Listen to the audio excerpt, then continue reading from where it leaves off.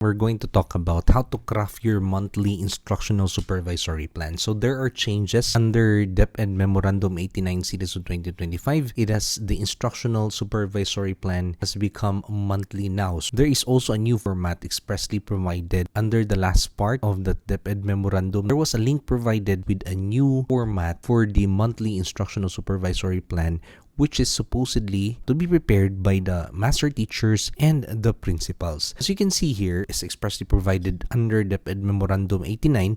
We have to base our instructional supervisory plan based on the individual development plans. So as you can see here, this is the example that we have done.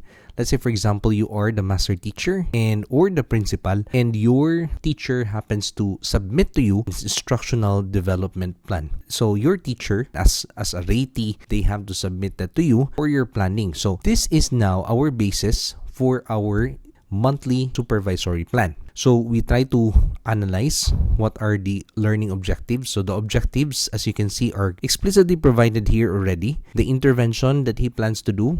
So you will try to supplement that. So you try to look at the timeline. What are the timelines? So basically, some of the master teachers are finding it hard to really do their supervisory plan. But I tell you, almost all the things that you have to write or you have to put into your supervisory plan is already found in the individual development plan. You just have to really base it there.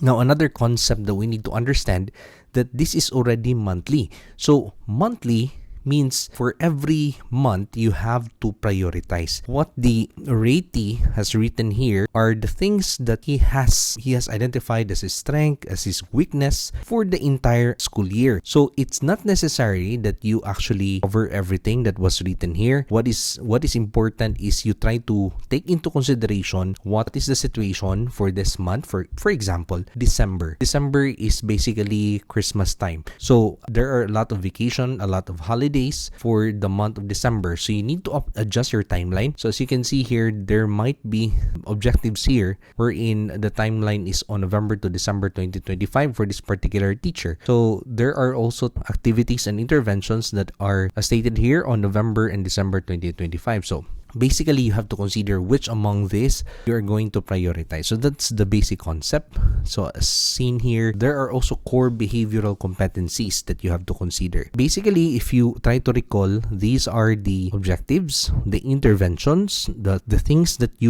he will do in order to achieve that particular objective. So the intervention is a concrete activity na gagawin ng teacher upang ma-accomplish niya yung objectives niya as stated here. You just take note of that and try to see which among these you will target for that particular month. So is it important that you exhaust everything? Of course not. No, as the master teacher, as the principal, you know already what are the weaknesses of the teacher, and you know the context and situation of your particular school for that particular month. You have the discretion to identify which among these objectives or interventions are you going to prioritize, right? So also remember, in the last part of the IDP of your ratee, remember, these are people under you, since the one that will prepare the supervisory plan are the master teachers and the principals. So try to really base your supervisory plan from their IDPs, because if you're going to create one without even looking at their IDPs, now your supervisory plan is not responsive at all. Just like to remind our followers and our subscribers that the instructional supervisory plan that was shared to you is something that should not be copied in tutu. So you have to really base it on the context of your teachers. You cannot just create your own supervisory plan without even reading what are the plans of the teacher. Again, there is a need for you to anchor it in their individual development plan. So remember, based on our expanded career progression and our current staffing, you have to base for every 5 teachers, ideally, there is one master teacher. So for every 5 teachers, regardless of what they are teaching, even if they are teaching multiple subjects, if they are teaching at least, for example, one science subject, they will be considered in the counting. For every 5 teachers, there is one master teacher who will mentor them, ideally. Okay, so basically we are in the transition period, so you don't see that yet. But in the ideal sense, through planning and budgeting, later on, as money accumulates, as item accumulates, as Congress will provide more items to the Department of Education, that is now the ideal staffing. For each 5 teachers, there will be 1 master teacher, and that is even shorter in other schools. No, 1:3. So that is good news because there will be more master teacher items and more of our teachers will be promoted soon. So we would just like to ask everyone to be a little bit patient because this is something that requires time, but soon, no, that is the ideal ratio. We will have more master teachers that will guide our teachers. So looking at this, there are also PPST indicators that the teacher has specified really, and most of these are already copy pasted from the PPST indicators at the top portion of the IDP. Okay, so as the master teacher, what you have to do is to look at the new format. So if you try to remember what are the key result areas. Let's look at the previous multi-year guidelines, and I will share to you what are the 5 key result areas. And then the objectives, if you try to remember, they are already provided here. No, the learning objectives, right? So the enabling projects or activities. So there are objectives here, but this is in the perspective of the teacher. Now, your objective here is in the perspective of you as the master teacher. And then the projects or activities are your activities in relation to their intervention. So this is how you're going to match the IDP with your own activities found here. Now, so you have to consider their interventions and you create an enabling activity that will match that so that you'll be able to help that particular teacher. So I will give an example later on, but the idea here is if si teacher ay gagawa siya ng LAC session here, no, he will participate in a learning action cell session na nagfo-focus on unpacking the matatag curriculum, and there is emphasis on higher order thinking. So if you are the master teacher, how would you support that? So in the first place, you are the master teacher. You will be the one creating the learning action cell. You will be organizing that learning action cell in order to help that particular teacher. Now, without you enabling this, of course, no, you will not be able to help that particular teacher. So let's say, for example, this person is under you, one of the 5 that are under you, and you fail to create that LAC session. Now, what will happen to the intervention, the targeted intervention of this particular teacher?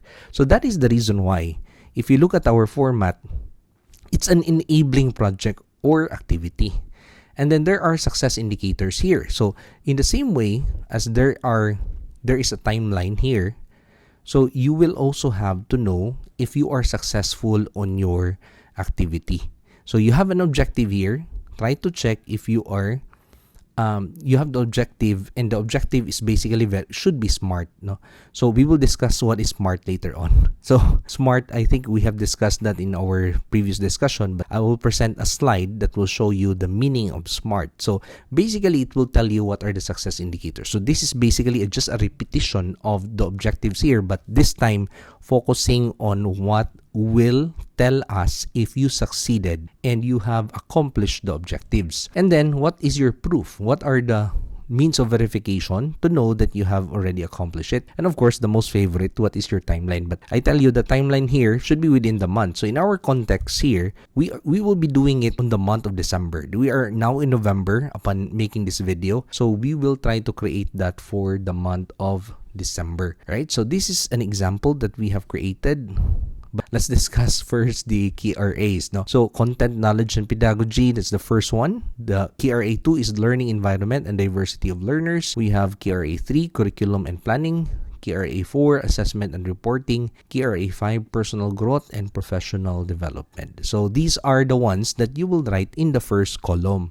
Alright, so objectives, by the way, should be specific. You should know exactly what you're going to accomplish. Measurable, meaning there are indicators. So basically, what you will measure here, you will write in the fourth column, your success indicators. And then it should be ambitious but achievable. So take note, there is a change on A. It should be ambitious but achievable. So how you're going to create your objectives is that you're going to make it a little bit ambitious but not too much, so that it will still be achievable. And of course, relevant. So basically, you have to align it with the individual development plan of your teacher. And this is an example. So as you can see here, the situation for our teacher is that, for example, 4.4.2, okay, this one.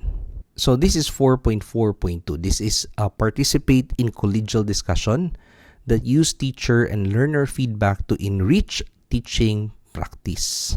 If you look at here, the target of the teacher is March 2026. So by March 2026, I will effectively utilize synthesize feedback from at least 2 peer observations and 1 learner survey to revise and present a modified teaching approach. So what he's going to do, what the teacher is going to do is that he's going to look at it in the context of what is the feedback of the students, of the learner, and then revise his teaching based on this feedback. So that is the plan of the teacher. So as the master teacher, what is now your objective here? So of course, you will try to target teachers to conduct 1 class observation where they are the observee receiving peer feedback. So what do you mean by observee? He is the one who will be receiving peer feedback. Okay, so that is here as observee cycle. So basically, you are helping that person, you are helping the teacher to accomplish whatever he has targeted in his individual development plan. So this is your activity. So what are your success indicators? So 100% of the target teachers complete 1 peer observation cycle as observee.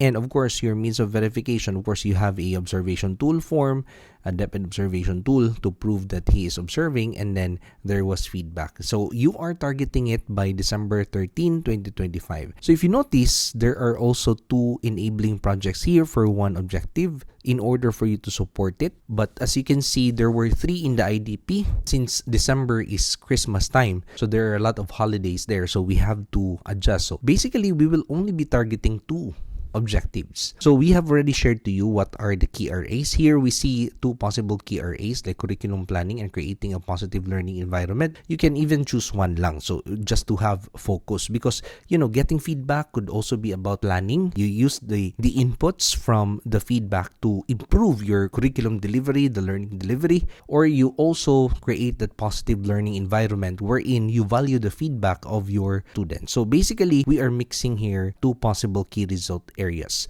Now, if you look at the second example in need 1.5.2, so if you look at here, that is the first one, applying a range of teaching strategies to develop critical and creative thinking as well as other higher order thinking skills.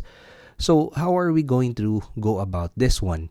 So as you can see, his objective, the teacher's objective here, you are the master teacher, remember. So he will successfully integrate at least 2 higher order thinking strategies using Socratic questioning, project-based learning. So your first question now is, how am I going to support that learning objective? So according to him, he will conduct a lock session, focus on unpacking the matatag curriculum. So now let's try to look at what you will do as a master teacher. Of course, in order for him to realize what he wants to do, you need to conduct a learning action cell. So do you see how it complements? You cannot just create your supervisory plan without even looking at the individual development plan of your teachers. You have to be responsive. You have to make sure that you look at the needs, the objectives, the intervention of your teachers, and then try to see how will I create an enabling activity that will make that target of the teachers possible. How are we going to help them achieve their goal in that particular period?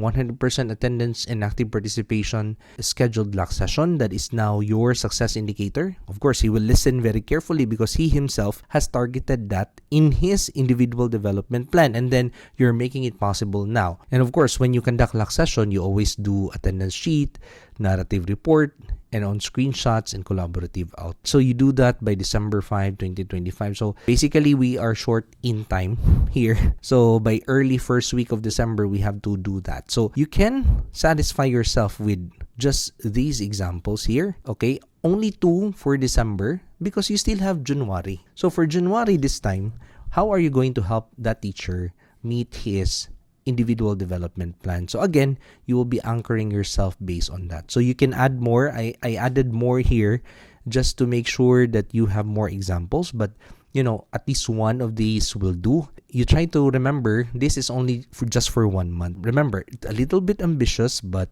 somehow achievable, right?